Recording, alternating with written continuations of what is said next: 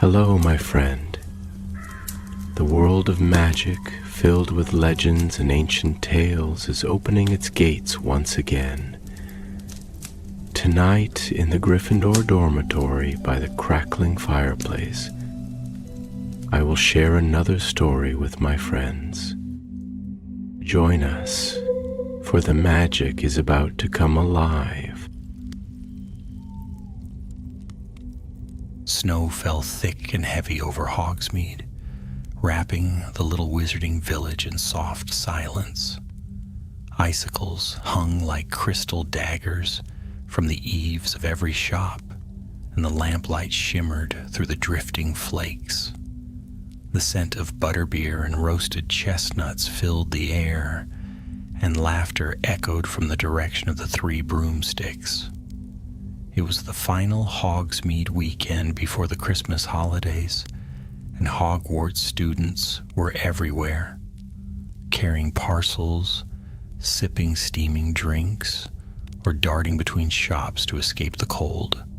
Among them walked Rose Weasley, her scarf striped in scarlet and gold, her cheeks flushed with the chill.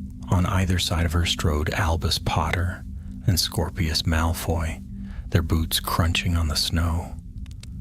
The three had been inseparable since their first year, an unlikely trio who often found trouble where they least expected it.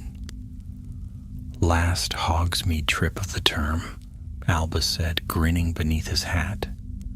I'm telling you, we should stock up on Honeyduke's chocolate frogs before the train ride home. You'll thank me when we're stuck in a carriage with Peeves. Rose rolled her eyes. You'll thank me when you realize sugar doesn't solve every problem.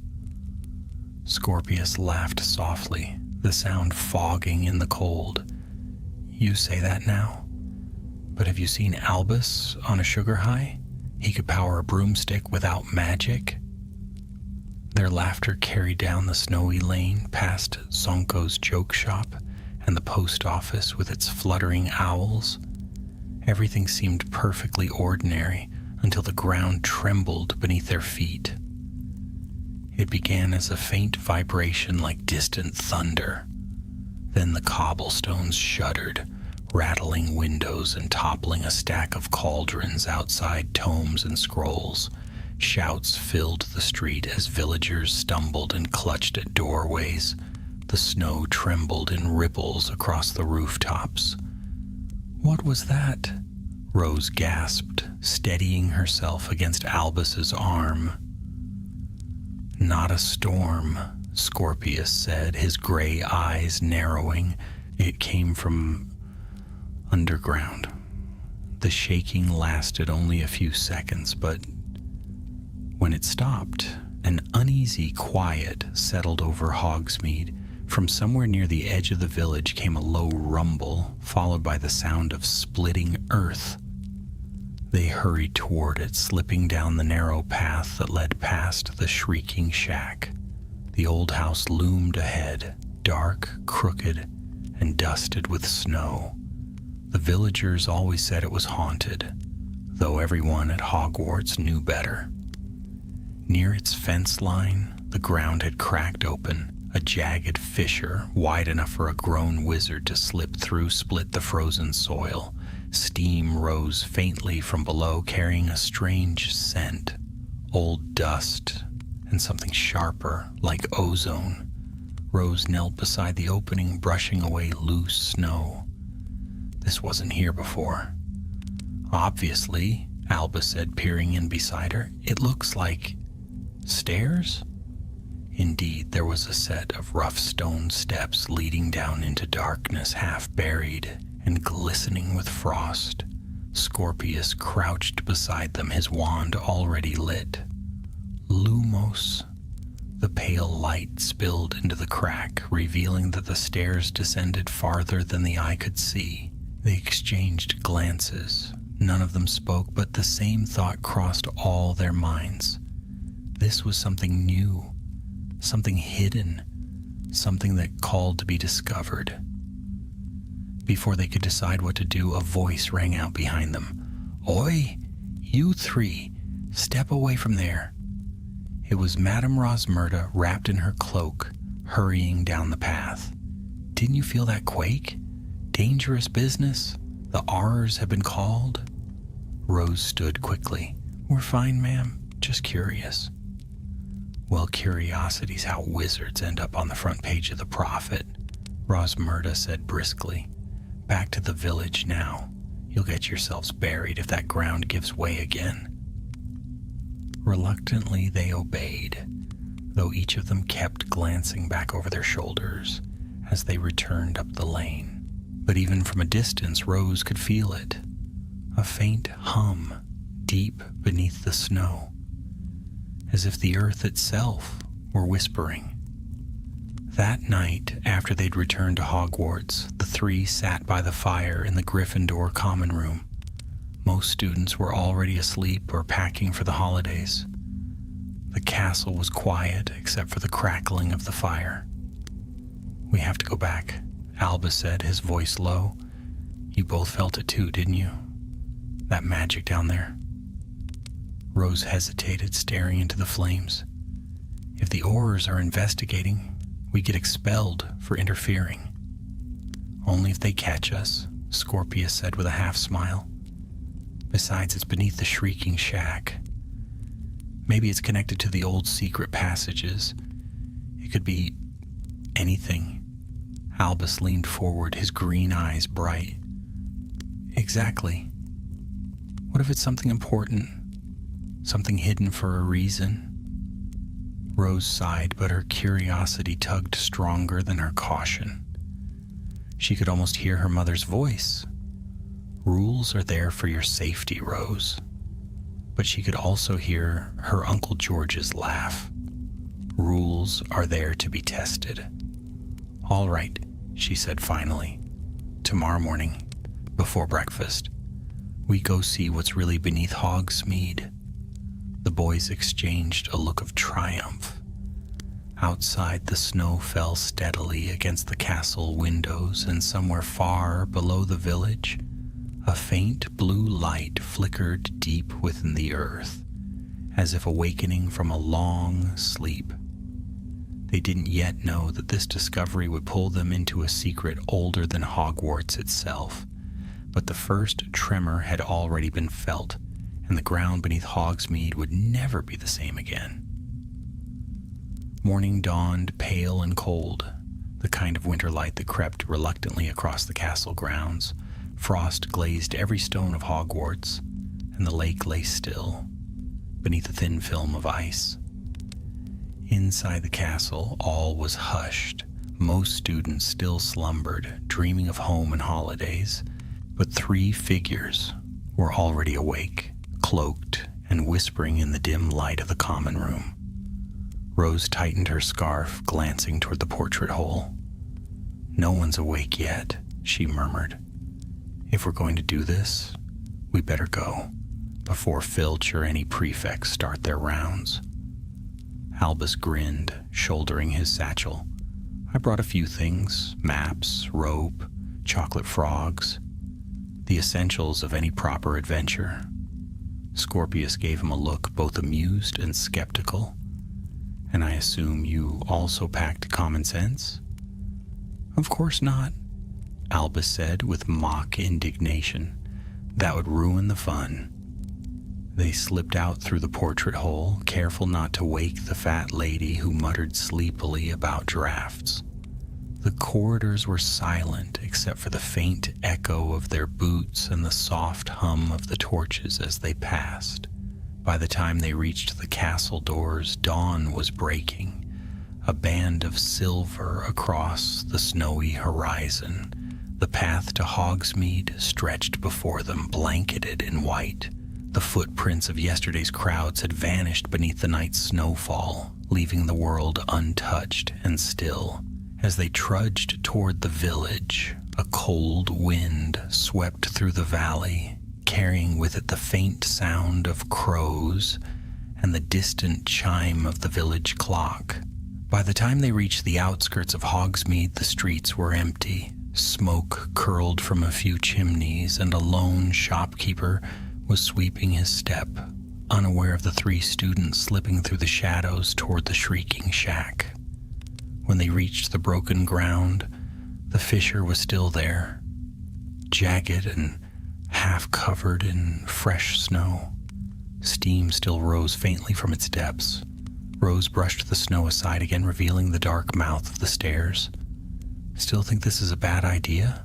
Scorpius asked, though he was already drawing his wand. "Yes," Rose said, "completely." She lifted her wand too. Lumos. Light flared, casting pale glimmers across the stone steps. One by one, they descended into the narrow passage, their breaths echoing off the walls. The air grew colder, heavier, tinged with the scent of damp stone and something faintly metallic. The stairway twisted downward for what felt like ages. Then, at last, it opened into a vast chamber. Frost clung to the walls, glimmering like crystal under the light of their wands. The ceiling arched high above them, its stones carved with strange runes that pulsed faintly like breathing light. "This isn't new," Rose whispered, tracing one of the runes. "These markings, they're older than the castle." Scorpius stepped closer, examining the symbols. Old English, maybe, or something before that. They look like protective wards.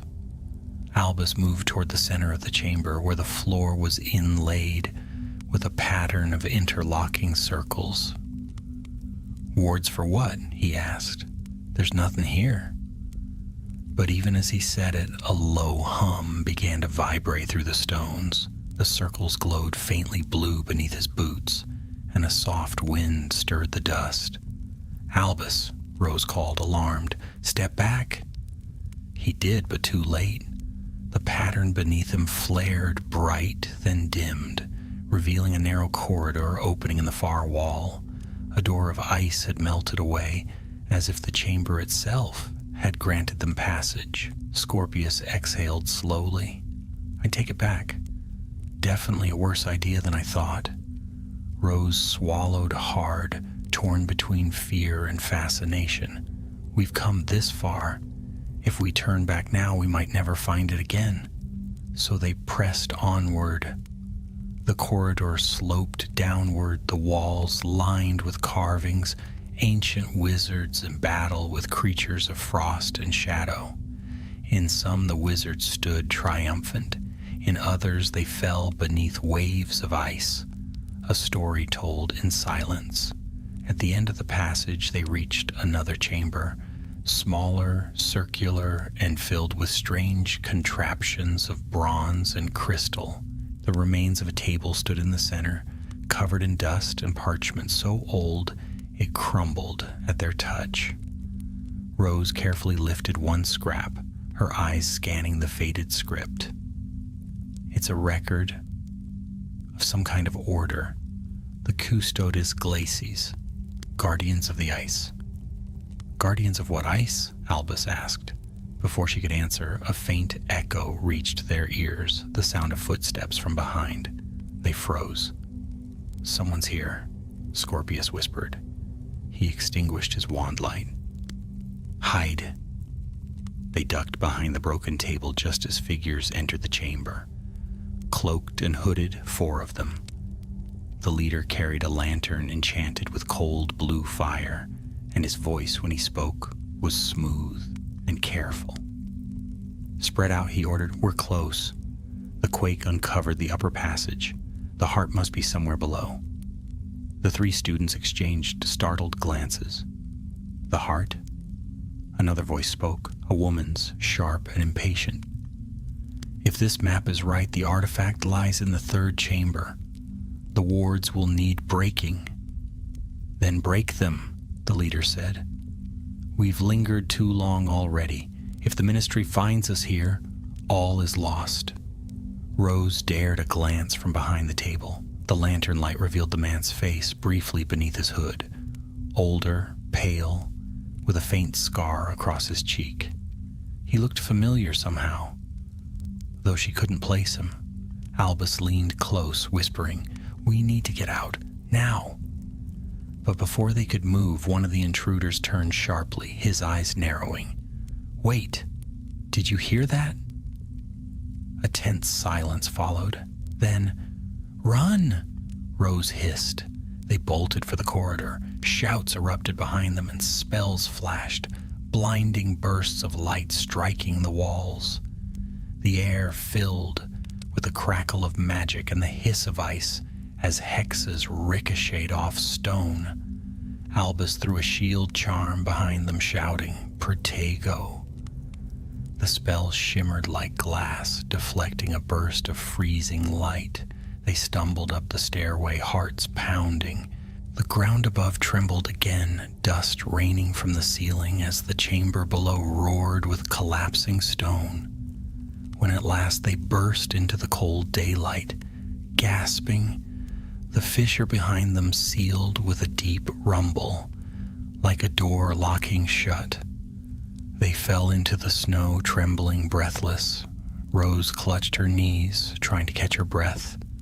Who were they? "Whoever they are," Scorpius said grimly. "They were looking for that heart." Albus stared at the now closed earth. "And whatever that is, we just found the reason Hogsmeade is shaking." Far below, unseen, a faint light still pulsed beneath the sealed stone. The ancient wards had been disturbed, and the power that slept beneath Hogsmeade had begun to stir once more. The snow had begun again by the time they stumbled back through the gates of Hogwarts. The morning light had sharpened into a cold brilliance, casting long shadows across the courtyard. Their boots left a trail of half-melted footprints vanishing quickly under the falling flakes. None of them spoke until they reached the shelter of the entrance hall, where warmth met them in a rush, and the faint scent of breakfast drifted from the great hall. Rose was the first to break the silence. "We can't tell anyone about this, not yet." Albus gave her a look somewhere between disbelief and agreement. "You mean keep quiet after being nearly hexed into the next century?" Scorpius nodded, brushing snow from his cloak. "She's right. Whoever those people are, they're working in secret. If word gets out, they'll vanish before anyone can stop them." Rose folded her arms, thinking hard. "We don't even know what they're after. That man said something about the heart." "The heart of what?" Scorpius hesitated, then drew from his pocket the scrap of parchment he had snatched from the chamber's table before they fled. The edges were singed, the ink faded, but the script was legible enough to make Rose's breath catch. It read, "The heart of frost shall lie sealed beneath the guardian's sigil, bound by the custodes glacies until the time of the second thaw." Albus frowned. "The heart of frost? Sounds like something out of a fairy tale." "Fairy tales are often warnings," Scorpius said softly. "And if what we saw down there was real, then this isn't just a story." They retreated to the library, choosing a shadowed table tucked between towering shelves. Madame Pince was arranging books at the far end, muttering about careless students, but paid them no heed. Rose spread the parchment on the table while Albus began leafing through a stack of reference tomes, searching for anything on the custodes glacies. After several fruitless minutes, Rose found a passage in an obscure history volume. "Here," she whispered, tracing the words with her finger. "In the age before Hogwarts' founding, there existed a brotherhood known as the Custodes Glacies, the Guardians of Ice, who swore to imprison a power that could not be destroyed.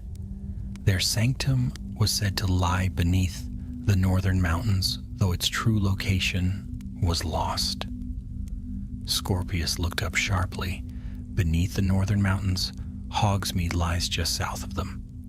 Albus leaned closer. "So the heart of frost is real, but what is it?" A weapon? Something worse, Rose murmured. Something that can't be destroyed, only sealed. A shiver passed through her. The memory of that humming chamber, of the strange blue glow, pressed at the back of her mind. Whatever it is, it's waking up again. At that moment, the library doors creaked open. A tall witch in dark green robes entered, Professor McGonagall, her expression stern as ever. The trio froze. Potter, Weasley, Malfoy, she said crisply. I trust your morning was productive? You seem far more winded than usual for breakfast. Rose straightened at once. Just an early walk, Professor. Indeed, McGonagall said, studying them with sharp eyes. For a moment, Rose feared the headmistress somehow knew that she could see traces of frost still clinging to their cloaks. But after a pause, McGonagall only nodded. Very well. The head Auror will be visiting the school today to investigate the tremor in Hogsmeade. I suggest you three keep well out of trouble. Yes, Professor, they chorused. When she had gone, Albus let out a breath. Head Auror? That'll be my dad. Scorpius gave him a dry look. So the person most likely to catch us sneaking into forbidden tunnels is your father? How comforting. But Albus's expression had changed. No, maybe it's good. If Dad's investigating, we can keep an eye on what he finds. We'll know how close they are to discovering the tunnels and those intruders. Rose frowned, uneasy. You're not suggesting... I am, Albus said firmly. We can't just sit and wait. Whoever those wizards were, they're looking for the heart. And if it's as powerful as the custodes believed, we can't let it fall into their hands. That afternoon, the castle buzzed with rumors. The tremor had rattled everyone, and talk of cracks near the shrieking shack spread like wildfire. Some said a dragon had tunneled beneath Hogsmeade. Others whispered of ancient magic gone wild. When Harry Potter himself arrived, cloaked against the cold and followed by a pair of R's, excitement rippled through every corridor. Rose, Albus, and Scorpius watched from a distance as he conferred with Professor McGonagall in the courtyard. His expression was grave, his wand drawn as he gestured toward the direction of the village. He knows something's down there, Albus murmured. Look at him. He's worried. Your father's always worried, Scorpius replied quietly. That's what happens when you fought a war and survived. Rose touched Albus's sleeve. If he finds the entrance before we do, it'll be sealed by the Ministry. We'll never learn the truth. Then we have to move faster, Albus said. Tonight. And so that night, as the castle slept under a sky streaked with pale stars, the trio left once more, moving silently through empty halls and across the moonlit grounds. The snow glittered like powdered glass beneath their feet. They reached Hogsmeade near midnight, avoiding the patrols of Ministry wizards.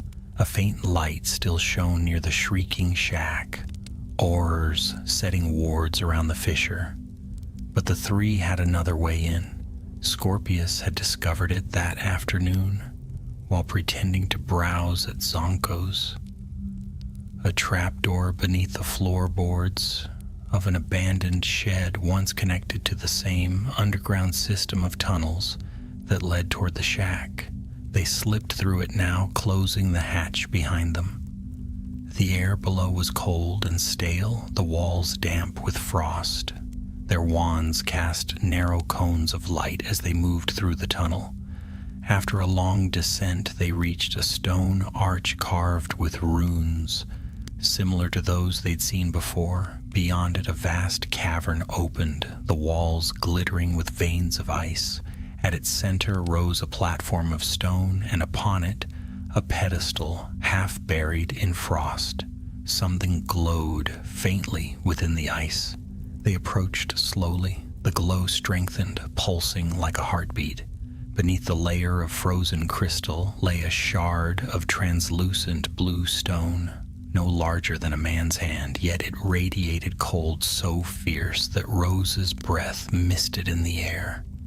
"The heart of frost," she whispered.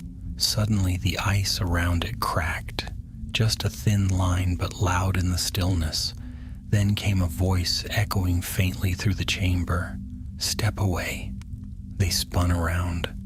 The hooded intruders stood at the mouth of the tunnel, wands drawn. The leader lowered his hood at last, revealing a face, older than they had guessed, thin, pale, with eyes like glass. "Children," he said softly, "you've wandered far from safety." Rose raised her wand. "Who are you?" "A seeker of truth," the man replied. "And you, I think, are in my way." He flicked his wand. Frost swept across the floor, rising like a tide. The air turned to ice, and before they could react, the cavern shook with a sound like cracking mountains. The heart's glow brightened, blinding them all. And from beneath the ice, something vast began to stir. The cavern roared as though the mountain itself were waking. Shards of ice rained down from the vaulted ceiling, shattering against the stone floor. The pulse of blue light from the heart of frost grew blinding, flooding every corner of the chamber with a freezing brilliance. Rose threw up her arm to shield her eyes while Albus and Scorpius struggled to keep their footing on the trembling ground. The leader of the intruders did not flinch. He stepped forward, his wand raised, the cold wind whipping his cloak about him. "At last," he breathed, "after centuries, the seal is breaking." A fissure snaked across the ice-covered platform, splitting the pedestal in two. The shard of the heart pulsed faster, like the beat of some enormous heart buried deep within the earth. The cold thickened until every breath burned. "Scorpius, get back!" Rose shouted. But Scorpius was staring at the man, realization dawning across his face. "You," he whispered, "you're Adrian Selwyn. You worked for the Department of Mysteries. You vanished 10 years ago." The man's lips curled into a cold smile. A shame that the Ministry never appreciated true discovery. "But I have found what they feared. Power born of the first winter. The heart of frost belongs to no one, but I will be its master." Rose felt her pulse quicken. "You'll destroy everything." "That thing was sealed away for a reason," Selwyn's voice hardened. "You speak of destruction as if you understand it, but the world has forgotten what magic truly is. Wild, untamed, beautiful. I mean to remind them." He thrust his wand toward the heart. The glow flared white-blue, a surge of energy blasting outward. The 3 students were thrown backward, their wands flying from their hands. Rose's shoulder struck the stone wall. Pain flashed bright behind her eyes. The roar subsided into an eerie hum. When she blinked through the dazzle, she saw that the heart was no longer encased in ice. It floated above the pedestal, spinning slowly, radiating light. Patterns of frost crawled across the cavern floor, like living veins. And then something moved inside the light. A shape, tall, indistinct, seemed to form within the heart's glow, as if a figure were trapped in the very essence of ice. It turned its faceless head toward them, and the temperature plummeted so fast that Rose's breath froze midair. Selwyn laughed, exhilarated. "Yes, awaken. I am the one who freed you." The light flickered once, then shattered into a storm of frost. A wave of force slammed outward, freezing stone and air alike. Selwyn's followers cried out. One fell, encased in ice, before he could move. Rose stumbled to her feet, dragging Albus up beside her. "We have to stop it." "How?" he gasped. "We can't even get close." Scorpius raised his wand, his voice shaking but determined. "Incendio!" The spell flared in a burst of orange fire, striking the heart. Steam hissed where the flames met the icy aura, but the light only burned brighter, feeding on the magic like a living thing. "Fire won't work," Rose shouted. "It's absorbing the spells." Selwyn advanced, his expression wild with triumph. "You cannot destroy what was never meant to die." The thing within the frost turned toward him. For an instant, the cavern fell utterly silent.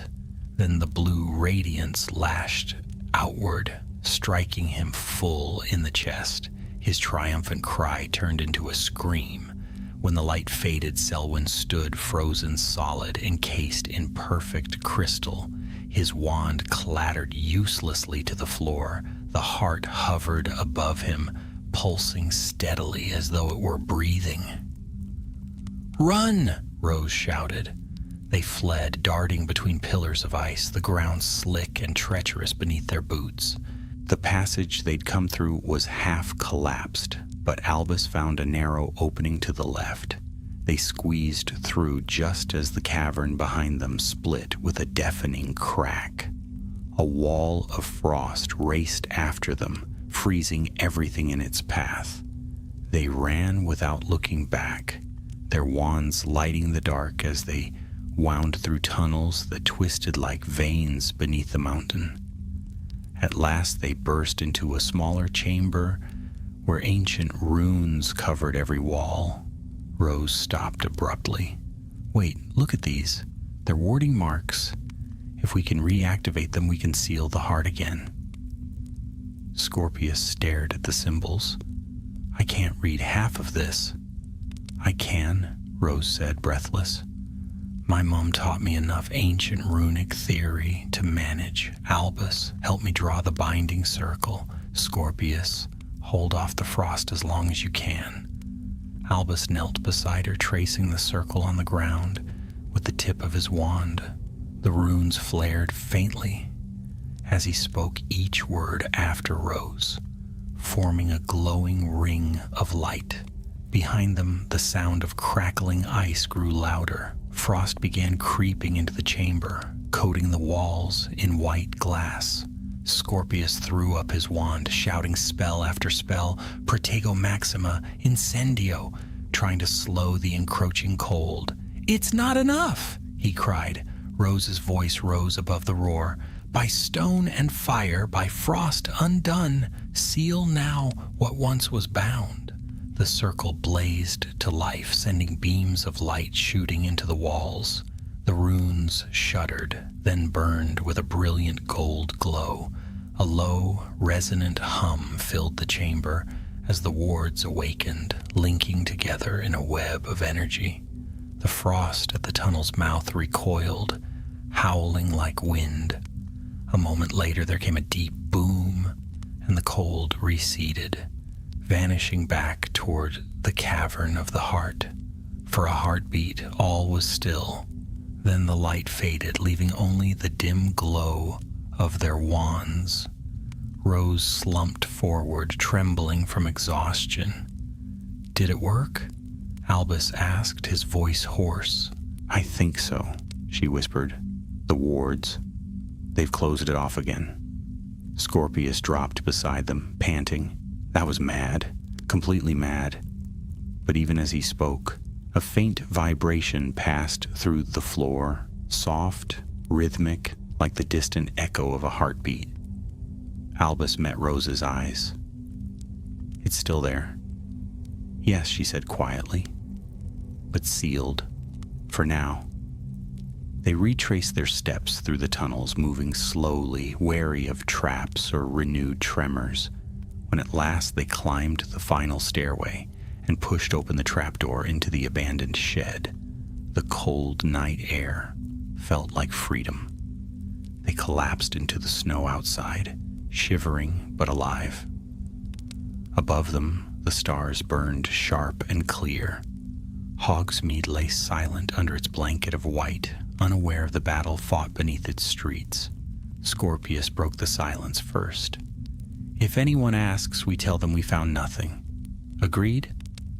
Rose nodded weakly. "Agreed." Albus lay back in the snow staring at the stars. "We've buried something dangerous tonight, but something tells me it won't stay buried forever." Far below, unseen and unheard, a faint blue glow pulsed once in the darkness, then faded like the slow breath of a creature in uneasy sleep. The next morning dawned gray and restless. A sharp wind swept across the Hogwarts grounds, bending the bare trees and driving snow into whirling spirals over the frozen lake. The sky looked bruised, heavy with more snow yet to fall. Inside the castle, the air buzzed with whispers. The tremors had returned during the night, faint but unmistakable, and by breakfast, rumor had become panic. Rose, Albus, and Scorpius sat close together at the far end of the Gryffindor table, their plates untouched. The chatter around them seemed distant, muffled beneath the weight of what they knew. "They think the shaking was just aftershocks from yesterday," Albus murmured, glancing around. "No one suspects what's really under Hogsmeade." "Let's keep it that way," Scorpius replied, his tone low. "The fewer who know, the better." Rose's hands were clasped tightly in her lap. She could still feel the cold of the heart in her bones. The memory of that living frost haunted her. The light, the sound, the way Selwyn had vanished in a storm of ice. She could still hear the echo of his voice, power born of the first winter.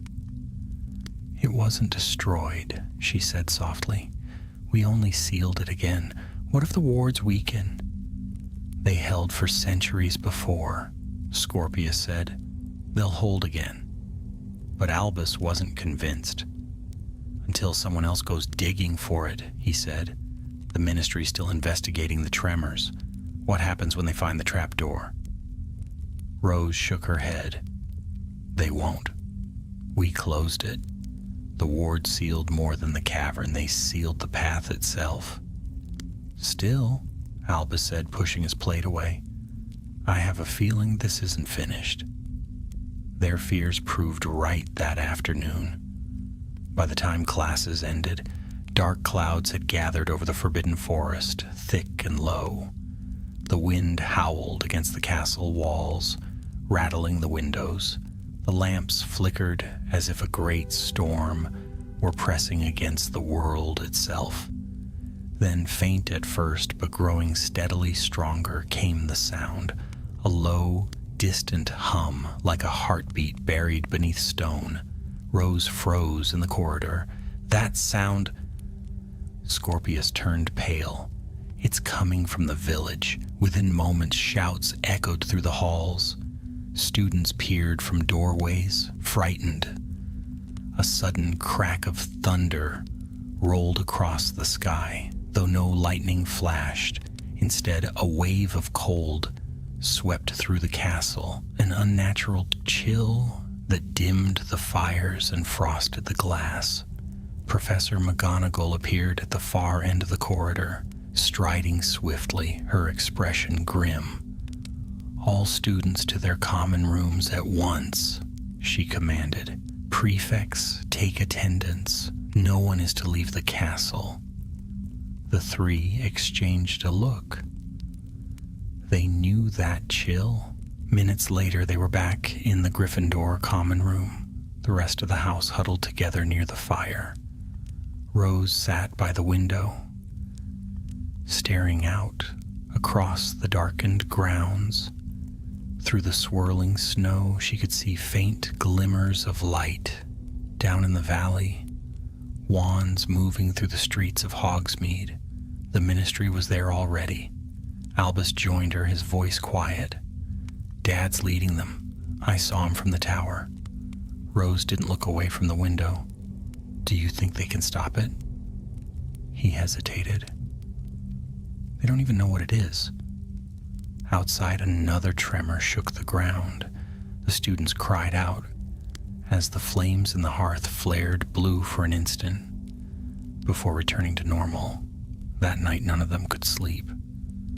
The wind howled across the towers, and every so often the faint hum would return, as though something deep below was stirring again. By dawn, the storm had broken. The snow had stopped, but a strange stillness lay over everything. Hogsmeade was closed off by ministry order, and no student was permitted near it. Classes resumed, though few could concentrate. Rose spent the morning buried in the library, searching for any reference to the heart or to the Custodes Glacies. The old texts yielded little, only fragments of legend, half-remembered prophecies, and warnings written in trembling hands. Beware the second thaw, one passage read, for when frost remembers fire, the seal shall melt, and winter shall walk again. She closed the book, her hands cold, despite the fire at her side. When she found Albus and Scorpius again in the courtyard, she told them what she'd read. The second thaw, that must be what's happening now. The seal is failing. Scorpius rubbed his temples. We only just sealed it. How could it fail already? I don't know, Rose admitted. Maybe the wards were weakened when Selwyn tried to harness the heart. Or maybe it's something deeper, something the custodes couldn't foresee. Albus looked toward the village, barely visible through the trees. If the ministry can't stop it, we have to. We're the only ones who've been there. You can't be serious, Scorpius said sharply. We nearly froze last time, and if your father's down there, Then we'll make sure he doesn't see us, Albus said firmly. We can't sit here while that thing wakes up. That evening, when the castle settled into uneasy quiet, they slipped out again. Under the invisibility cloak that Albus had borrowed from his father's office, the moon was high, casting silver light over the snow-covered grounds. They moved silently, shadows upon shadows, until they reached the edge of the village. Hogsmeade was deserted. The windows of the 3 broomsticks were dark, the streets lined with fresh drifts of snow.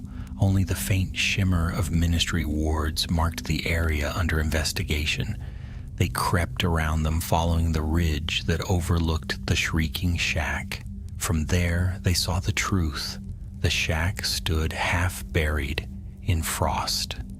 Cracks of pale blue light spread through the snow, pulsing faintly like veins beneath the earth. Around it, aurors moved cautiously, casting containment charms. Harry Potter stood among them, wand raised, his breath visible in the cold. Then the ground split open. A surge of icy mist erupted skyward, engulfing the shack in a cloud of freezing air. The aurors shouted.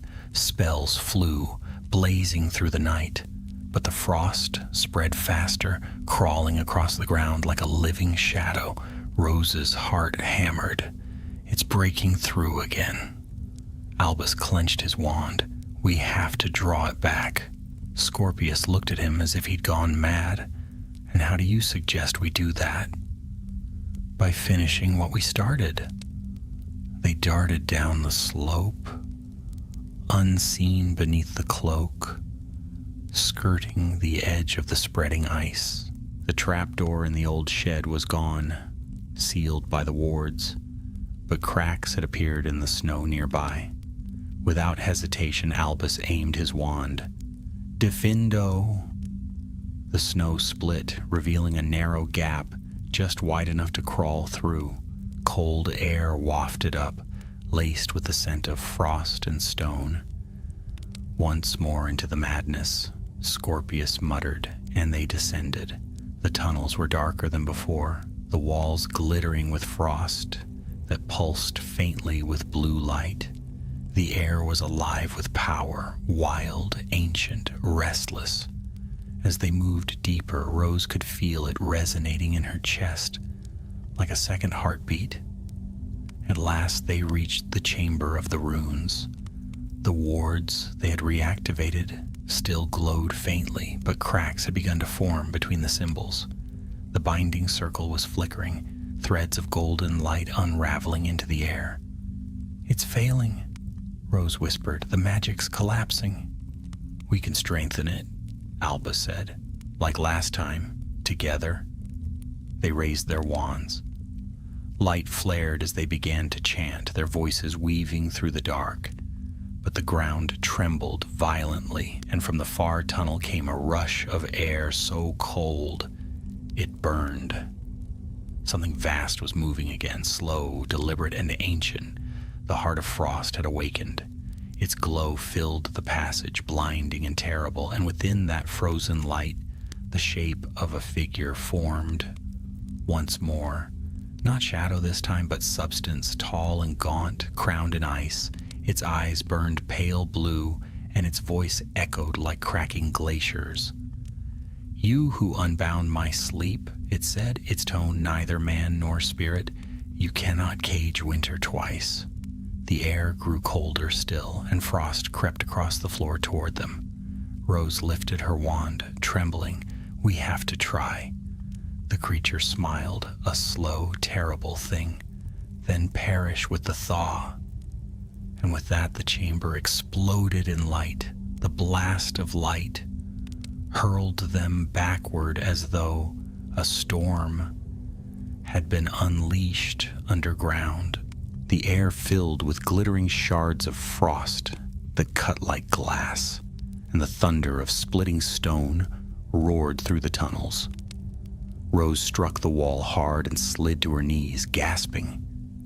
Every breath burned like ice in her lungs. Through the swirling haze, she saw the creature rising fully from the heart of the storm. It was taller than any man, its form both solid and mist, woven from snow and shadow. Its robes flowed like drifting clouds of frost, and in its hand it held a spear carved of pure crystal. When it moved, the air itself froze. Albus scrambled to his feet, his wand trembling in his hand. "Protego," he cried. The shield burst into being before them, but the creature's spear touched it once, and it shattered like glass. Scorpius dragged Rose behind a column of frozen stone. "We can't fight that. It's not human." "It's bound to the heart," Rose said, her voice shaking but steady. "That's its source. We have to break the connection." "Break it?" Scorpius echoed. "Last time we barely survived sealing it." But Rose was already thinking, her mind racing through every charm and runic law she had ever studied. The custodes didn't destroy the heart because they couldn't. But if it's tied to the frost creature, if it's feeding it, we might be able to cut that bond. Albus shouted over the howl of the wind. "And how exactly do we do that before it turns us into statues?" Rose looked past him at the glowing pedestal, still cracked from Selwyn's spell. "We use the binding circle again, but inverted, not to seal, but to sever." Scorpius's eyes widened. "That could destroy the entire chamber." "Then we better move quickly," she said, gripping her wand. The creature turned toward them, its gaze colder than death. "Futile," it said, voice echoing through the stone. "The frost is eternal. You cannot warm what has never known the sun." Albus stood firm, his wand raised. "You don't belong here. Go back to whatever world you came from." It tilted its head, almost curious. "The world was mine before yours, new light. I am the silence between seasons, the stillness after death." The spear lifted again, glowing faintly with the same terrible blue light as the heart. Frost spread outward in rings from where the tip touched the ground, racing toward them. Rose shouted, "Now!" They split apart. Albus drew the creature's attention with a volley of spells. Stupefy, Expulso, Confringo, each one flashing harmlessly against its frozen form. Scorpius dashed to the edge of the chamber, drawing runes in the ice with his wand as Rose began carving the mirrored binding circle opposite him. The creature roared. The temperature dropped further still. Cracks spidered across the floor as the frost thickened, creeping up their boots. Albus's wand sparked with the strain of his spells. "Rose," he cried, "how much longer?" Almost there. The creature turned toward her, its empty eyes narrowing. "You would bind winter with words?" Rose met its gaze, her breath fogging before her lips. "If I must." It raised its hand. A storm of shards hurtled toward her, each one sharp enough to cut steel. Scorpius threw himself between her and the attack, shouting, "Protego Maxima!" The shield flared, the shards slamming into it with explosive force. The impact drove him to one knee, but the barrier held. "Do it!" he shouted through clenched teeth. Rose completed the final rune. The mirrored circles began to glow gold and blue, opposing lights that pulsed with growing intensity. She and Scorpius joined their wands, their voices rising together in the ancient words of binding. The creature screamed. The sound was like breaking mountains. It hurled its spear, but Albus intercepted the strike, deflecting it with a desperate shout of "Reducto!" The spear exploded midair into shards of light. Then the circles ignited. A beam of pure white energy shot upward from the runes, piercing the roof of the chamber. The walls trembled. The Heart of Frost floated higher, caught between the twin circles, its light flickering violently. Rose could feel it, an immense, struggling will, ancient and cold, fighting to survive. The power clawed at her mind, whispering in her thoughts, "Release me, and I will spare you. Join me, and you shall never know death again." She grit her teeth and forced the words of severance through trembling lips. "By flame unkindled and frost undone, I break the bond that binds the sun." The light from the circles converged, striking the heart. For an instant, everything went still. Then the heart split in two with a sound like shattering glass. A surge of wind blasted outward, extinguishing all light. The creature gave one last echoing cry, then dissolved into a cascade of snow, scattering like ash across the stone. Silence fell. Rose collapsed, her strength gone. Scorpius caught her before she hit the ground. Albus stumbled toward them, coughing, his wand light flickering weakly. "Is it over?" he asked. Rose opened her eyes. The heart was gone. Nothing but glittering fragments of ice remained where it had hovered. "Yes," she whispered, "it's broken. The magic's gone." They stayed there for a long moment, breathing hard, listening to the faint drip of water as the frost began to melt. The air grew warmer, still cold, but no longer deadly. Scorpius looked around the ruined chamber. "We'll need to tell the ministry eventually. They'll find the damage." Albus shook his head. "Not yet. Let them think the tremors were natural. If the heart's destroyed, there's nothing left to guard." Rose frowned, staring at the shards on the ground. "Magic like that doesn't just vanish, Albus. It changes form. Even broken, it could still exist." He crouched beside her, studying one of the shards. It shimmered faintly in the wand light, as though something deep inside still pulsed. "Then what do we do with it?" "Bury it," she said. "Somewhere it will never be found." They gathered the fragments carefully into Scorpius's cloak, then began the long climb upward.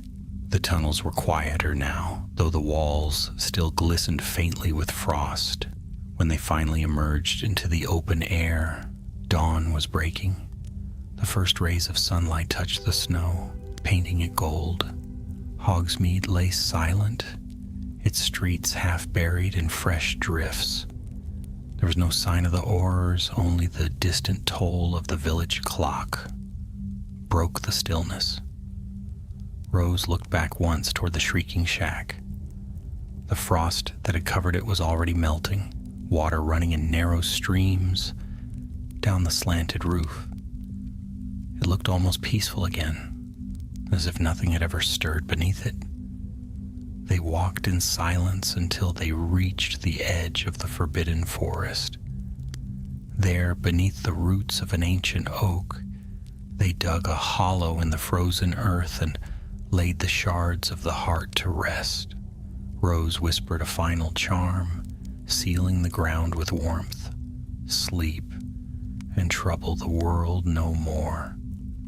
The snow fell softly around them, covering the disturbed earth until no trace remained. Albus looked toward the castle, its towers gleaming faintly in the morning light. "Do you think it's really over?" Scorpius exhaled, his breath misting in the cold. "I hope so." But as Rose turned away, she thought she heard it again, a faint, rhythmic pulse, too soft for the others to notice, the heartbeat of winter, deep beneath the earth. Winter's grip did not loosen in the weeks that followed, though the frost's unnatural glow had vanished. Snow still lay heavy upon the grounds of Hogwarts, but it was the ordinary sort now, cold, clean, and silent. Yet for Rose, Albus, and Scorpius, the peace felt fragile, as if the stillness were only pretending. They had buried the shards of the heart and sealed the earth with every charm they knew, but each of them carried the same uneasy thought. Some things do not sleep forever. Lessons resumed. The tremors were forgotten by most, written off as geological disturbances or remnants of old magic settling beneath the valley. Aurors had scoured the ruins near the shrieking shack and declared the ground stable once more. The villagers returned, cautious at first, then with relief, and the hum of ordinary life began to fill the air again.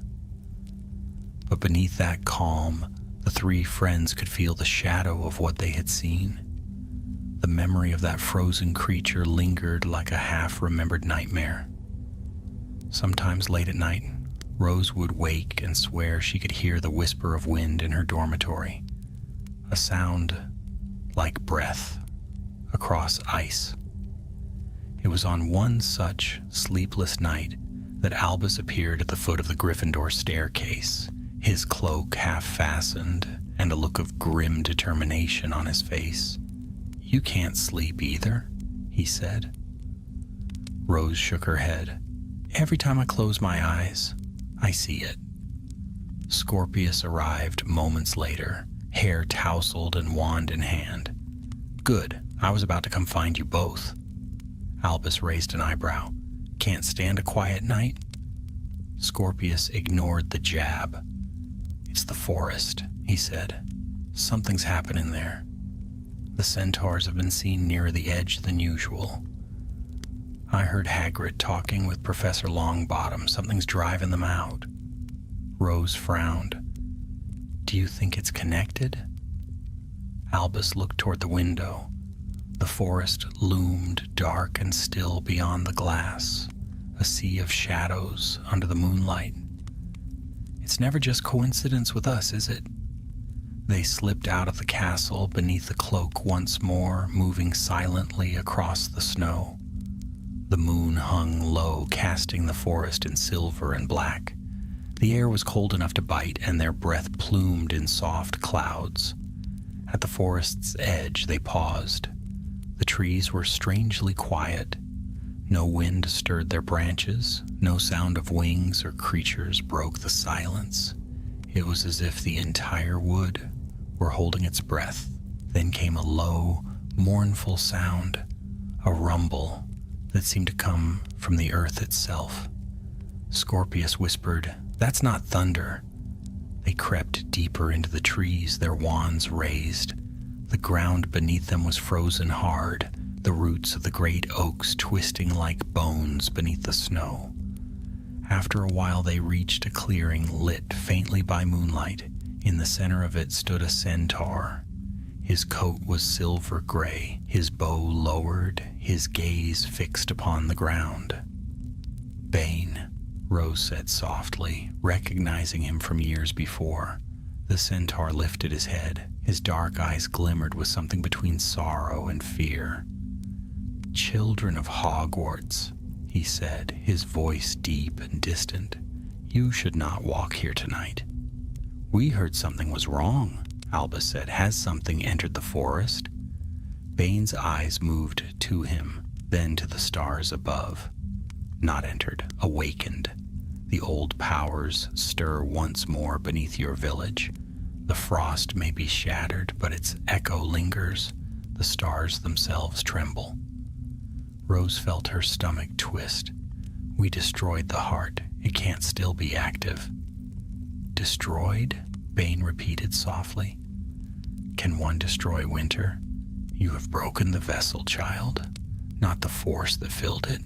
The ice does not die. It remembers." Scorpius glanced uneasily around the clearing. "So what do we do?" Bane turned his gaze north, toward the distant mountains.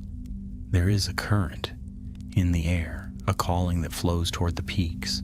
The remnants of the frost's power are seeking something. They yearn for what was once their core." "The shards," Rose whispered. Albus clenched his fists. "We buried them. Deep." Bane's voice lowered. "Earth may hide, but magic knows its own. You cannot cage the season. Go now before the path closes. The forest will not remain friendly much longer." Before they could ask more, the centaur melted back into the trees, vanishing without a sound. The trio stood in silence for a moment, the chill pressing against them like a living thing. "We have to move them," Rose said. "The shards. If the magic is drawing toward them, we can't leave them so close to the school." Scorpius stared at her. "And where do you suggest we take pieces of a cursed artifact?" "Somewhere it belongs," Albus said quietly. "Somewhere it can't harm anyone." He looked toward the mountains, the snow-capped peaks visible in the distance even beneath the moon. "That's where it came from. The custodes built their sanctum there. Maybe that's where it should end." By dawn, they had packed what little they needed: maps, food, cloaks, and their wands. They told no one. The journey began beneath a sky the color of steel.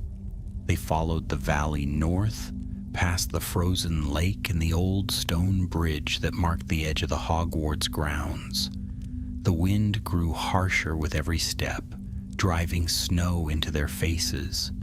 By midday, the castle was no longer visible behind them. They found the buried shards beneath the oak where they had hidden them. The ground was hard with frost, but Rose's charm melted it enough to reach the small bundle wrapped in Scorpius's cloak. When she lifted it, the air turned instantly colder. Even through the cloth, she could feel the faint pulse, slower now but steady. "It's weaker," Scorpius said, peering at the bundle.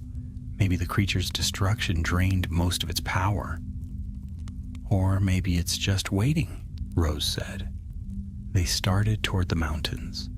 The climb grew steep and treacherous, the snow deepening around their boots.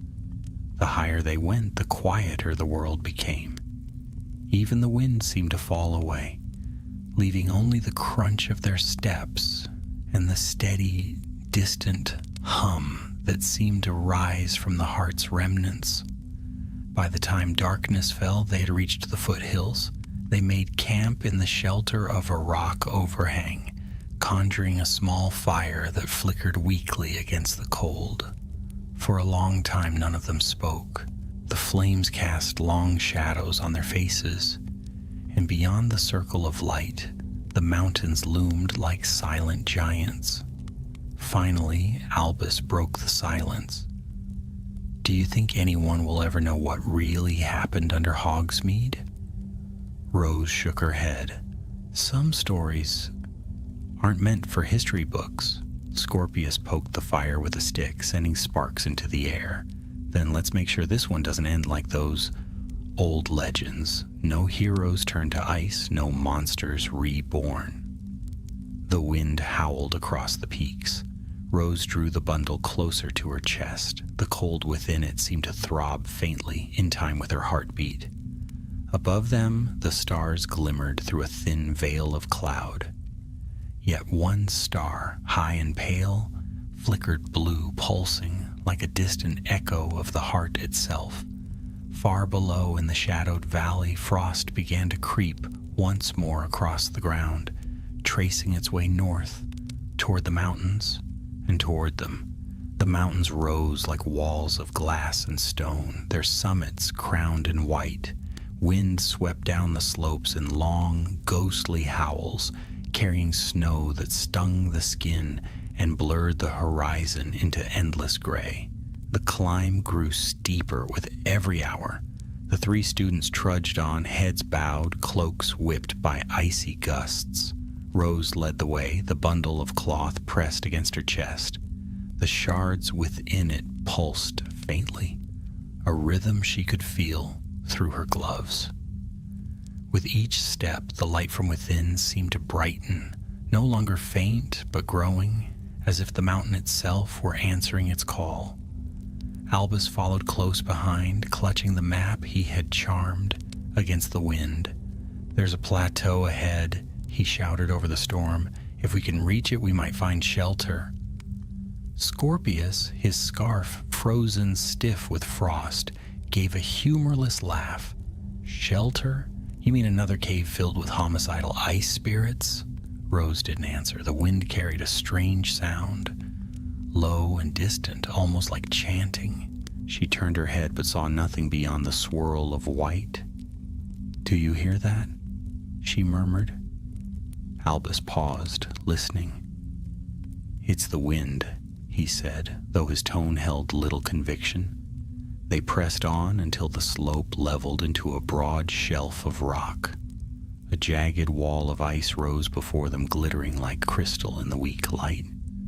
There, half buried in snow, stood the remains of an ancient doorway, its stone lintel carved with runes that glowed faintly blue. Rose brushed away the snow. The markings were nearly identical to those she had seen beneath Hogsmeade. "It's Custodes' work," she said. "This must be one of their sanctums." Albus lifted his wand, casting light into the darkness beyond. The doorway led into a vast cavern, its walls smooth and glimmering with veins of frozen silver. The air inside was strangely still, and their footsteps echoed as they entered. The chamber widened into a hall lined with towering statues, hooded figures carved from ice, their faces hidden, their hands clasped around staves that reached the ceiling. Between them, ancient braziers stood unlit, their bowls filled with dust. Scorpius's voice was barely above a whisper. "It's like walking into a tomb." Rose stepped closer to the nearest statue, tracing the faint runes carved into its base. They were the Custodes Glacies, the guardians of ice. They built this place to contain the heart's power. Maybe they left something behind that can help us. As if in answer, the light from the shards flared brighter, piercing the cloth that wrapped them. The glow reflected off the icy walls, scattering across the hall like shattered stars. Then, from deep within the mountain came a low rumble, a sound that vibrated through the floor. "The shards are reacting to something," Albus said. Maybe calling to it. Before they could act, a blast of wind swept through the hall, extinguishing Albus's wand light. The braziers ignited on their own, one by one, blue fire flickering to life in each bowl. The statues seemed to shift in the strange glow, their eyes gleaming beneath their hoods. "Rose," Scorpius said warily, "I don't think we're alone." A voice echoed through the chamber, cold, hollow, and ancient.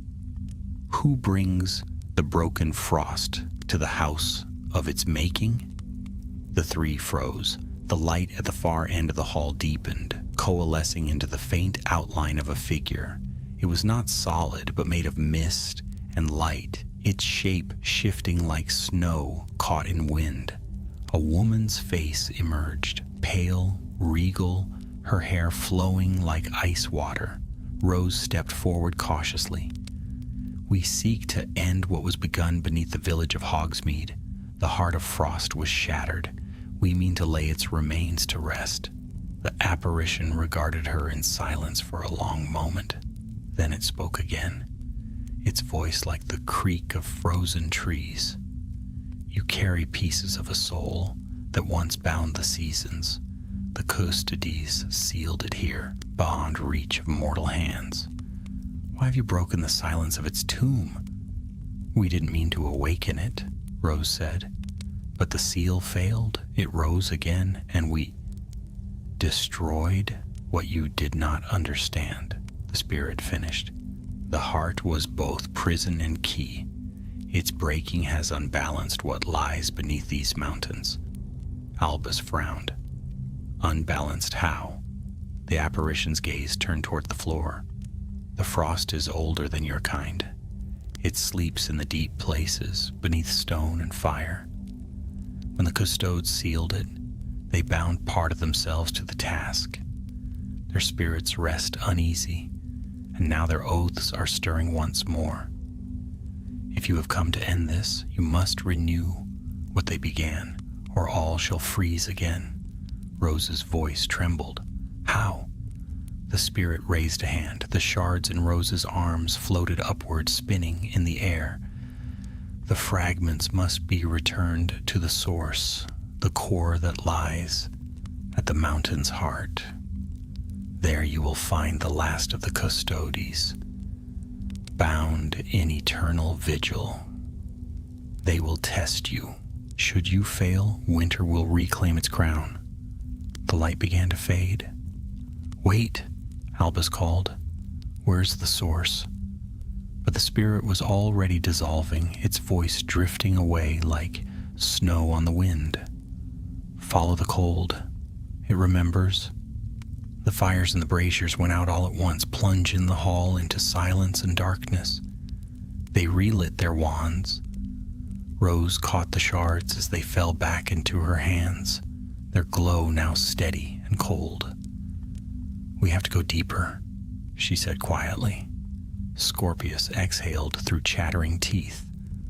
"Of course we do." They found a stairway carved into the far wall, spiraling downward into the depths. The air grew colder with every step. Frost crept over their cloaks, and their breaths hung heavy in the gloom. The passage opened at last into a cavern so vast it seemed to have no end. In the center rose a pillar of ice as tall as a tower, its surface veined with light. Within that crystal mass, frozen in perfect stillness, were figures, scores of them robed and hooded like the statues above, the last of the custodes glacies. Rose approached slowly. They sealed themselves inside. Albus touched the ice, and a faint hum filled the air. The shards in Rose's hands pulsed in response, their light spreading through the pillar's veins. Then one by one, the frozen figures' eyes opened. A voice spoke, not aloud, but inside their minds. "Who dares disturb the eternal watch?" Rose swallowed hard. "We seek to mend what was broken. The heart of frost has fallen. Its power is loose." The ice trembled. The voices joined together, a chorus like distant thunder. Then you have unbalanced the world. The frost's spirit cannot be destroyed, only given rest. Albus stepped forward. Tell us how. The custodes answered as one. To restore balance, the shards must be joined with the mountain's core, but the frost will resist. You must face it and offer something of equal strength, fire born not of spell, but of will, a warmth that endures even in despair. Rose's heart pounded. You mean life? Sacrifice, the voices whispered. The frost yields to nothing else. The light within the ice flared, then dimmed. The figures stilled once more, leaving the cavern silent but for the echo of their words. Scorpius turned to the others, pale. They're saying one of us has to die. No, Rose said firmly, there has to be another way.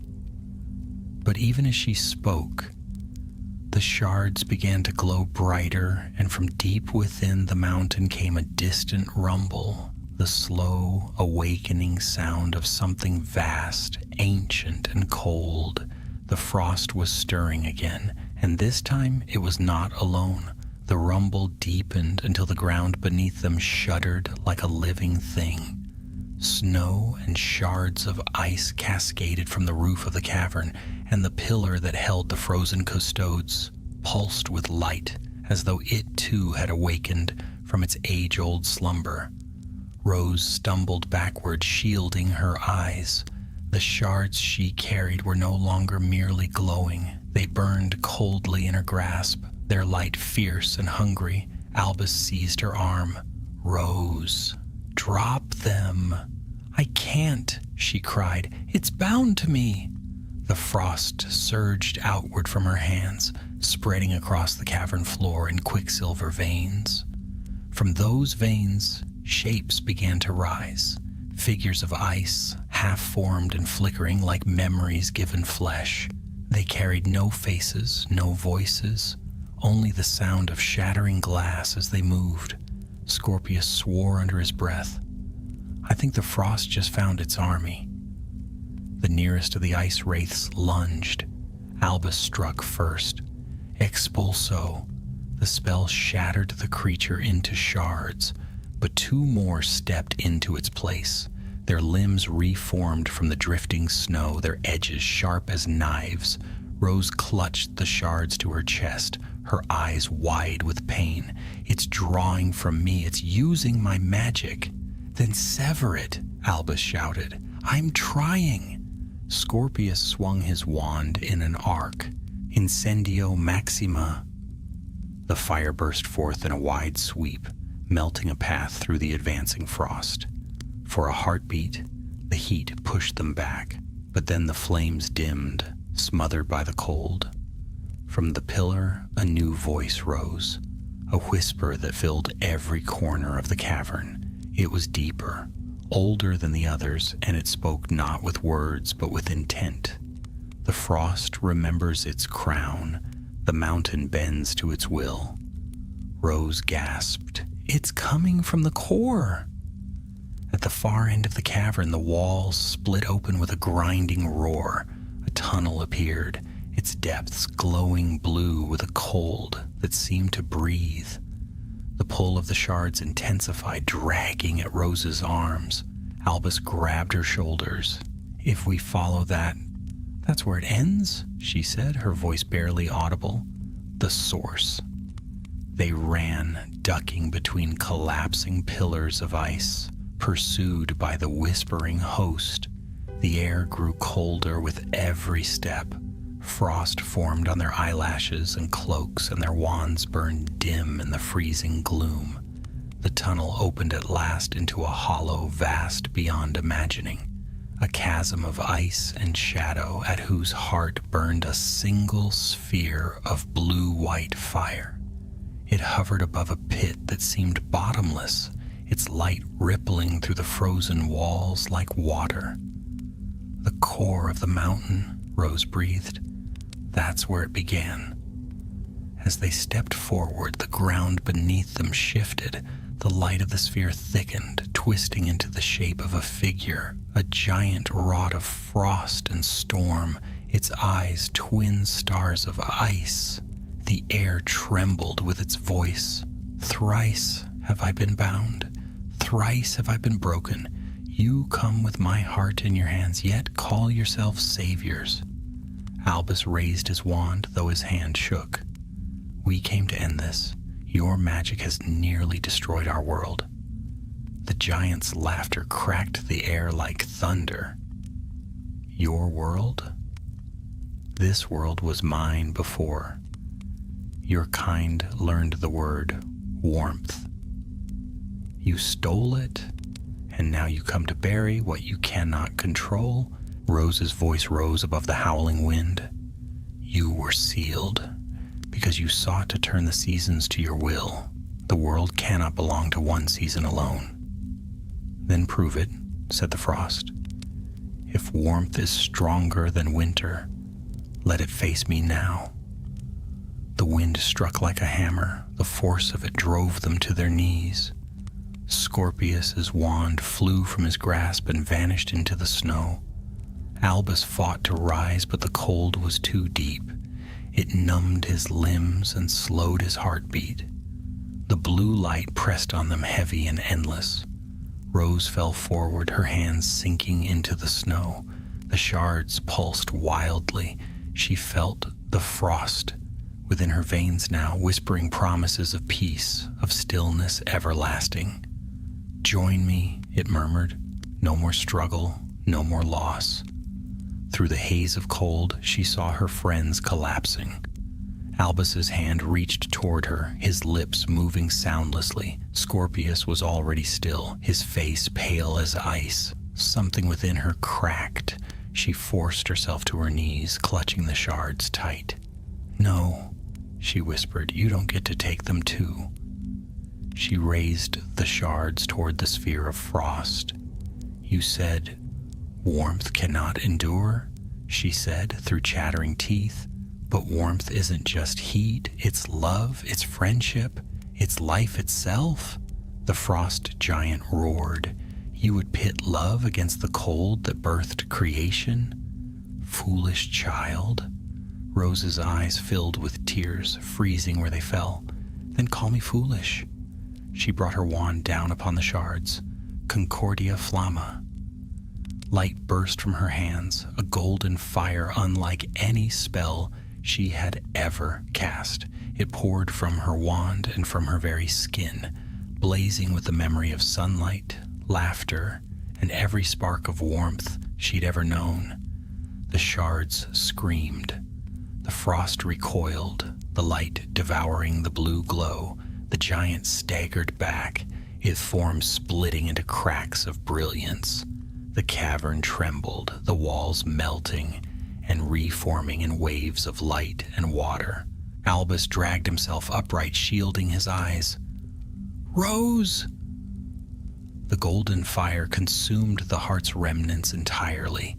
The frost howled once more, then shattered into 1,000 fragments of snow.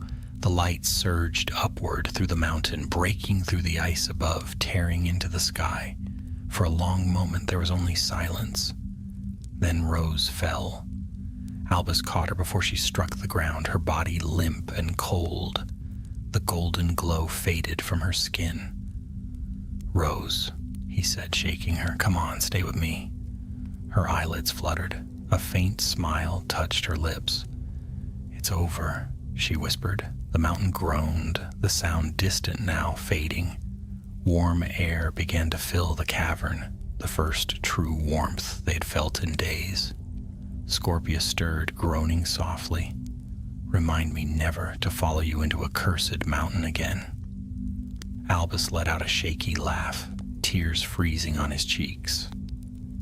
Deal. They carried Rose between them as they climbed back toward the surface.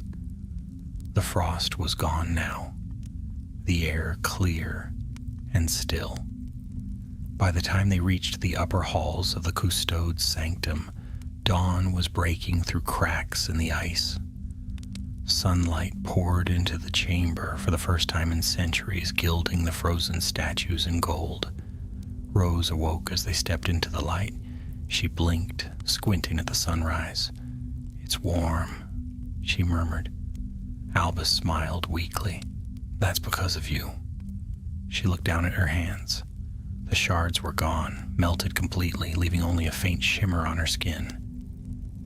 "The frost's power is ended," she said softly, "or return to the world in a gentler way." Scorpius gazed out over the mountains. The sky was clear, and from their height they could see the valley far below. Hogsmeade, tiny and peaceful beneath its blanket of snow. "Do you think anyone will ever know what happened?" "Maybe someday," Rose said. "But for now, let it remain a story the wind keeps." They began the long descent toward home. The path behind them gleamed with melting frost, and where the snow had been lifeless white before, it now glittered with hints of silver and gold. The frost had been conquered not by flame, but by the smallest, fiercest fire of all. And far above on the mountain peak, the last of the golden light lingered a moment longer before fading into the day. The journey back to Hogwarts took them 3 long days through drifts of snow and forests heavy with frost. The mountains fell away behind them, their sharp peaks fading into cloud. With every mile the air grew softer, the cold less biting, and the world began to feel alive again. Birds returned to the trees, their songs faint but certain. The river near Hogsmeade had thawed to a slow, silvery trickle, glinting beneath the winter sun. Rose walked in silence most of the way, her cloak drawn close. The warmth she had summoned in the mountains seemed to have drained her. She moved with quiet strength but little color in her cheeks. Albus and Scorpius kept near her side, saying little, but their eyes often met, wordless concern passing between them. By the evening of the 3rd day, the spires of Hogwarts rose into view, framed by a sky streaked in pink and gold. Smoke curled from the chimneys, and the windows burned with lamplight. It looked peaceful again, untouched by the darkness that had haunted it only weeks before. As they crossed the bridge toward the gates, Albus stopped. He turned to the others, his boots crunching in the snow. "When we go inside," he said quietly, "we tell the truth, but not all of it." Scorpius tilted his head. "How much truth exactly?" "Enough to explain why the tremors have stopped," Albus replied, "but not what we found. The heart, the custodes, the frost. Some knowledge isn't meant for everyone." Rose nodded slowly. The frost wasn't evil, not entirely. It was life's shadow. It has to exist, but it shouldn't rule. They passed through the gates in silence. The castle doors opened before them as if welcoming them home. Inside, the great hall glowed with golden light. Laughter echoed against the vaulted ceiling, and the smell of roasted meat and bread filled the air. It was the evening feast, and the school was alive with chatter. When the trio entered, the noise quieted, heads turned. Whispers rippled through the students. They had been gone nearly a week, and the rumors had already begun. Some said they had been captured by centaurs, others that they had vanished into the mountains. At the staff table, Professor McGonagall rose to her feet. Her sharp eyes swept over them, taking in their ragged cloaks and the exhaustion in their faces. "Mr. Potter, Miss Weasley, Mr. Malfoy," she said, her voice carrying through the hall. "You will report to my office immediately." Albus glanced at his friends. "Here we go," he murmured. They followed the headmistress to her office, where the fire burned low and parchment stacked in neat piles covered her desk. A tea kettle floated gently beside it, steaming. Harry Potter was waiting there, still in his Auror's cloak. He turned as they entered, his expression caught between relief and exasperation. "I thought I told you three to stay out of Hogsmeade," he said. Albus looked at the floor. "You did?" Harry folded his arms. "And yet?" Scorpius answered before Albus could. "We found something beneath the mountains," he said plainly. "Something ancient. It's gone now, but it was the cause of the tremors." McGonagall's eyes narrowed. "Gone?" Rose met her gaze. "Destroyed? Or changed? It won't threaten anyone again." Harry studied them in silence for a moment. Then he sighed and rubbed his forehead. "You three have a talent for finding trouble. It's not trouble if it needed doing," Albus said. McGonagall's lips twitched, almost a smile. "Be that as it may, your return is timely. The Ministry has declared the incident resolved, though they never did find a source. It seems your efforts have saved them the trouble." She turned to Rose. "You look pale, Miss Weasley." "I'm fine," Rose said softly. "Just tired." Harry's gaze lingered on her, something like understanding in his eyes. "You've seen what most witches and wizards never will," he said quietly. "And you've come back. That matters." He placed a small vial on the desk. Inside was a fragment of crystal, faintly glowing blue, the size of a fingernail, no more. "We found this near the village," he said. "Is it yours?" Rose reached out but hesitated. The shard pulsed once, then stilled. "It's a memory," she said at last. "Nothing more." Harry nodded and slipped it into a pouch. "Then we'll see it stays that way."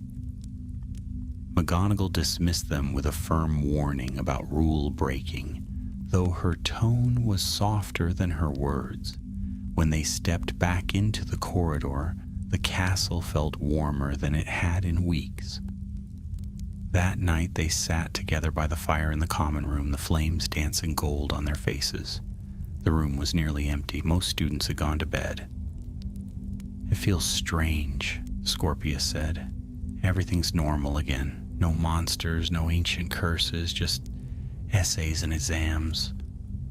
Albus smiled faintly. "I'll take essays over ice demons any day." Rose said nothing.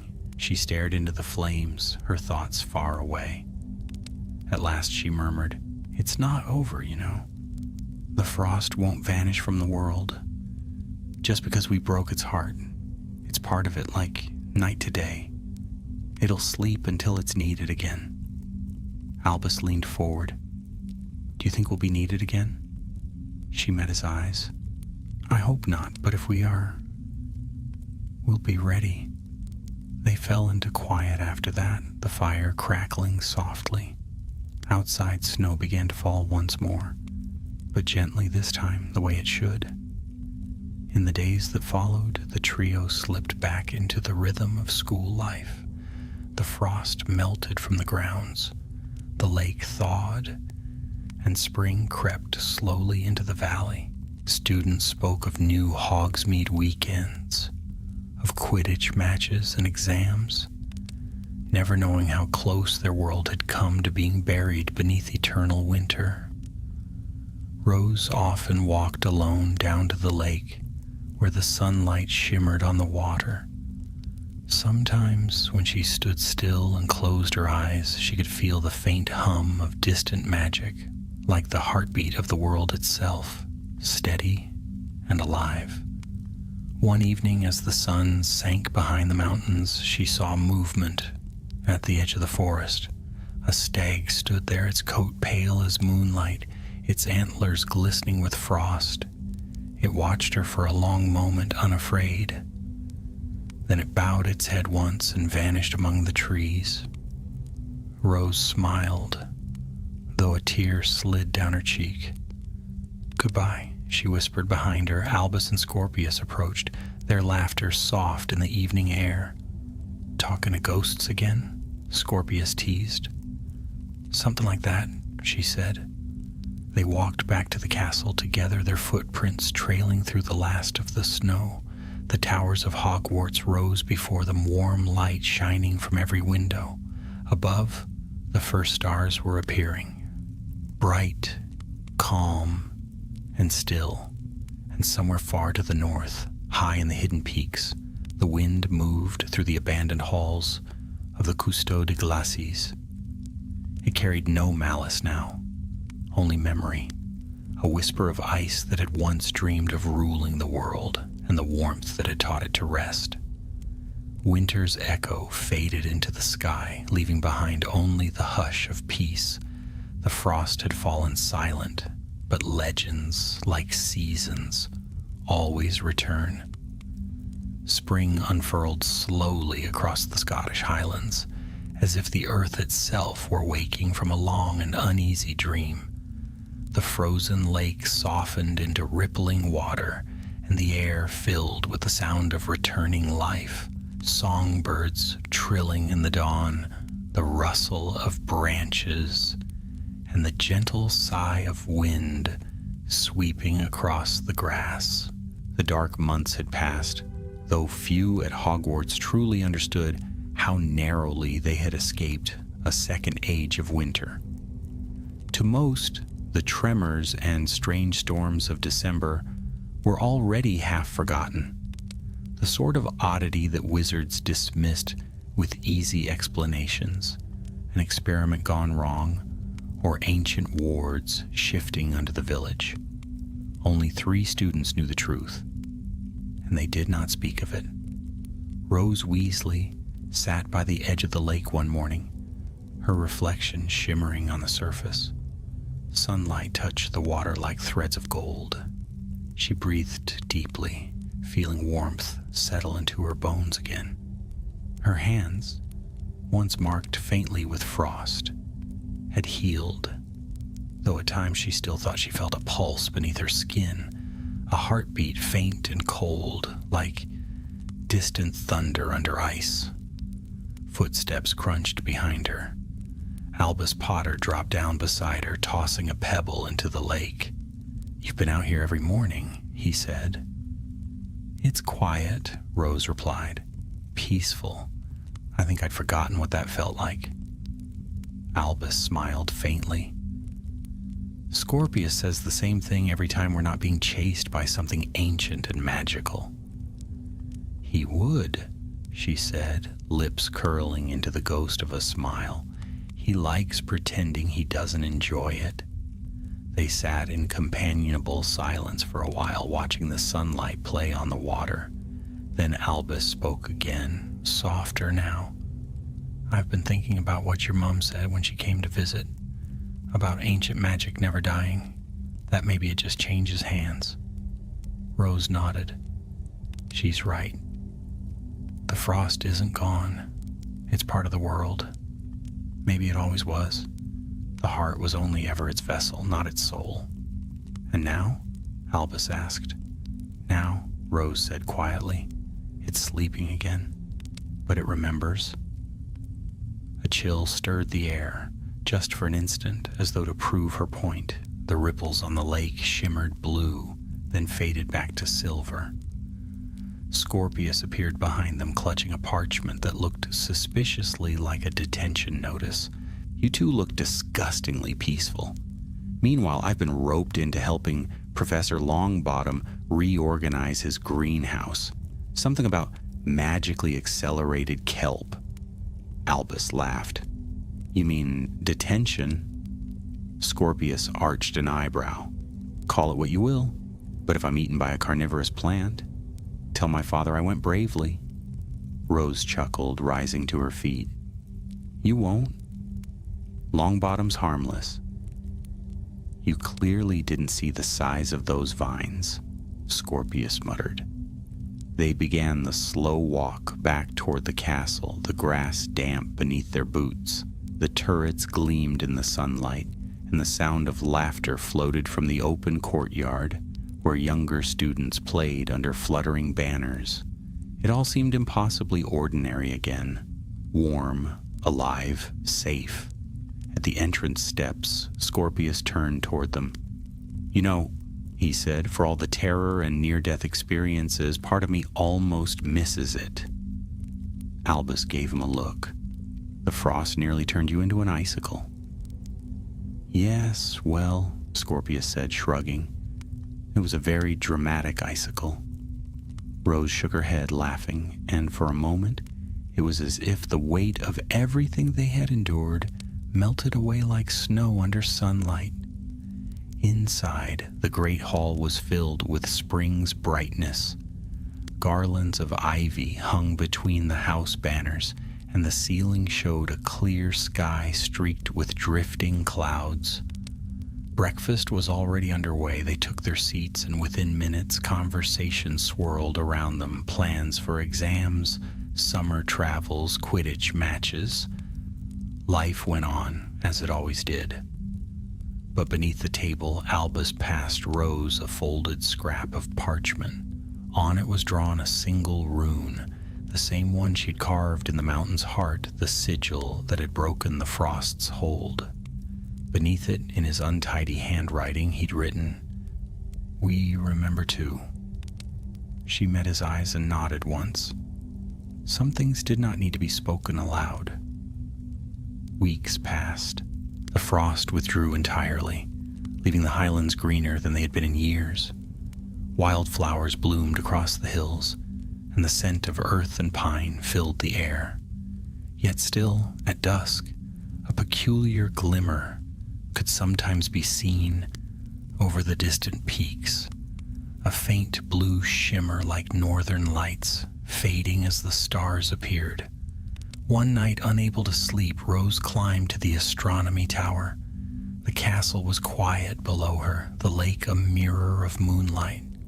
Albus and Scorpius had long gone to bed, but she felt drawn upward as though the night itself were calling her. At the highest parapet she stood and looked north. The mountains were dark silhouettes against the sky, but she could see it again, that faint, ethereal light pulsing above them. It was no threat now, only a whisper, a memory of the frost that had once tried to claim the world. She raised her wand and traced a pattern in the air, a circle surrounded by flame. The light shimmered briefly, then faded. "Rest," she whispered into the wind. For a heartbeat, she thought she heard an answer, like a sigh of wind across snow. "And you, child of fire, remember." The breeze swept past her, warm and gentle, and she smiled. When she descended the tower, dawn was just beginning to touch the horizon. The first rays of light spilled across the castle walls, turning the stone to gold. Somewhere below, she heard Hagrid's laughter echoing from his hut and the distant flutter of owl wings over the owlery. She found Albus and Scorpius waiting for her near the courtyard steps, their cloaks already slung over their shoulders. "Morning walk?" Scorpius asked, stifling a yawn. "Morning watch," she replied. Albus looked toward the rising sun. "We've seen too many endings this year." Rose smiled. "Maybe, but every ending's just the start of something else." The three of them walked down to the lake once more, where the water sparkled with dawnlight. The reflection of the castle wavered gently on its surface, broken only by the ripples of a breeze that smelled faintly of spring. Rose knelt by the shore and touched the water. It was cool, but no longer cold. "Goodbye," she murmured, not to anyone, but to the frost itself, to the silence that had once threatened to swallow everything. Behind her, Albus said softly, "Do you ever wonder what lies beneath it all now?" Rose turned, her eyes bright in the morning light. "Something waiting to grow."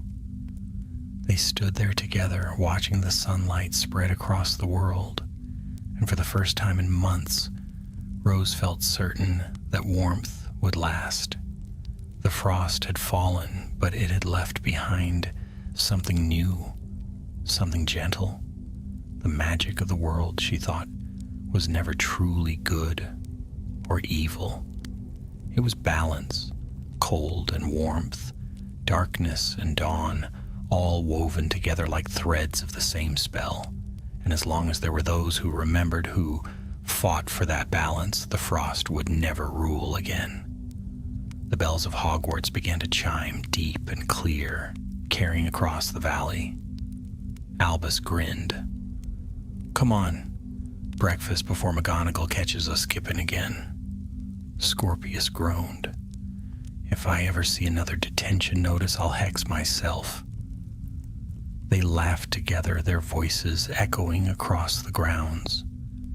The sun climbed higher, melting the last of the snow from the castle walls, and the wind carried the laughter far into the hills, where for the briefest moment the faintest shimmer of frost gleamed before vanishing into light. And thus the frost that once ruled the mountains faded into legend, remembered only by those who had faced it and lived.